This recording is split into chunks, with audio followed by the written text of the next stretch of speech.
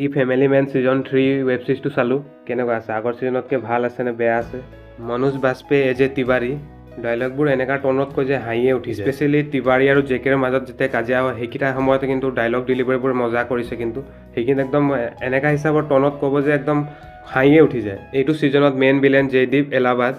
তাৰো ডাইলগ ডেলিভাৰীবোৰ মজা আছে এইটো ছিজনৰ হিষ্টৰীটো কেনেকুৱা আছে এবাৰ তিৱাৰী নৰ্থ ইষ্টলৈ যায় নাগালেণ্ড তাৰ গুৰুৰ লগত কিবা মিটিঙৰ কাৰণে যায় তাতে ঘূৰি আহোঁতে তাৰপৰা তাত মেইন ভিলেনটো এটেক কৰি দিয়ে তাৰপিছত মনোজ বাজপেয়ী মানে তিৱাৰীয়ে যেন তেন কৰি বাচি আহে তাৰ গুৰুটো মৰি যায় বাৰু তাৰ যেন তেন বাচি আহে তাৰপিছত হিষ্টৰীটো এনেকুৱা টাৰ্ণ লৈ যে তাক লুকাবলৈ হৈ যায় গোটেই ফেমিলিৰ লগত কেলে কেছটোৰ ছাছপেক্টটো সিয়ে